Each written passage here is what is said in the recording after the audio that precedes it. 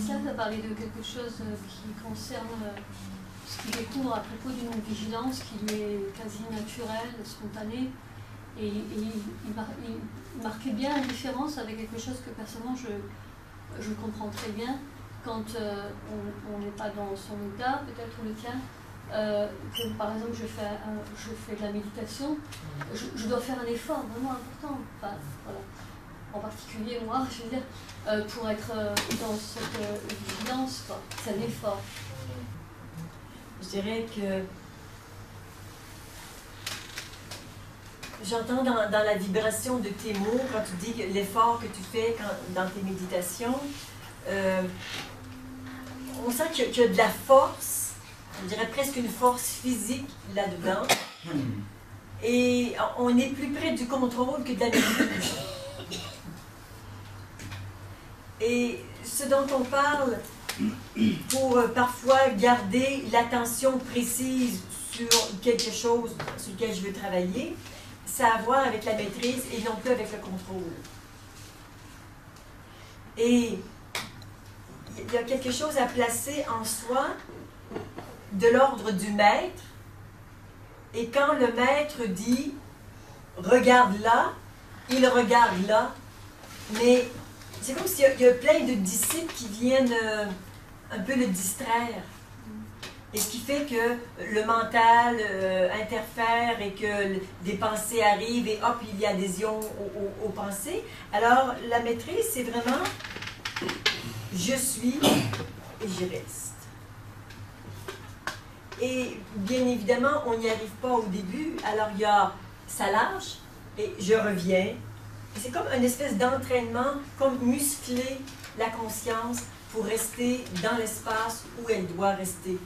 C'est que la conscience, c'est pour ça qu'on demande de se tenir droit.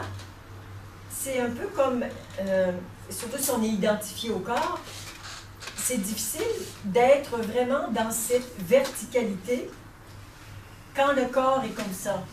Pour peu qu'on soit identifié, quand le corps bouge, la verticalité ou la conscience fait ça en même temps. Donc, quand on reste le dos droit, physiquement, c'est déjà très aidant pour vraiment ressentir sa verticalité et je dirais, sa connexion à l'infini cosmique et à l'infini tellurique. Et la conscience est là.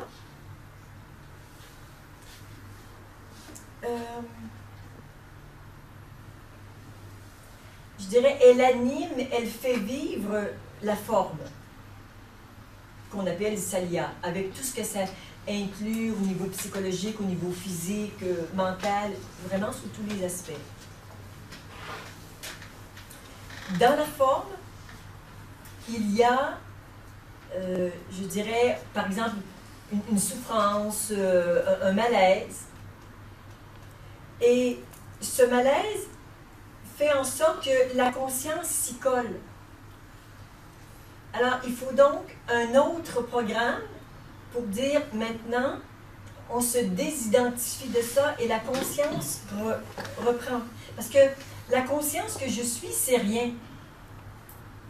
Mais c'est à partir de la forme qu'on peut avoir la disponibilité pour se laisser traverser par la pure conscience, notamment si je veux guérir quelque chose en moi, si je veux utiliser cette pure conscience, par exemple, dans le cadre d'un travail.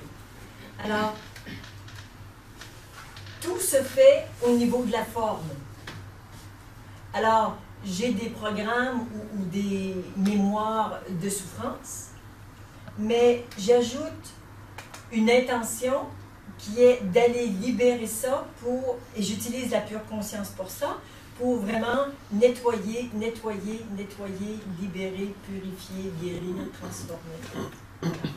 Donc, ça, c'est vraiment à partir de cette maîtrise que je peux faire tout le travail qui va me permettre de vivre cette humanité avec plus de liberté et plus d'authenticité dans ce que je suis vraiment au niveau singulier.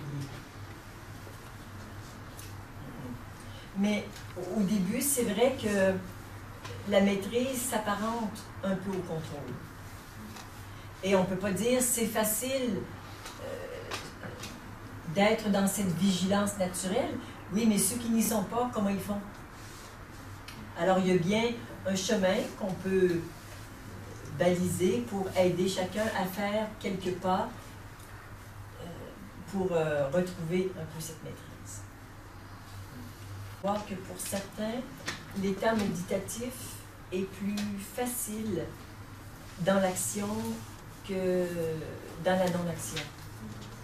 Pour certains, aller marcher à la montagne,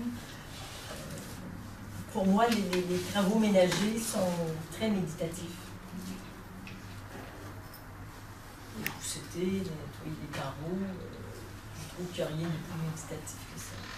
Désherber, tous ces petits trucs très puissants. Alors, c'est pas obligé qu'on soit assis sur un coussin de méditation pour méditer.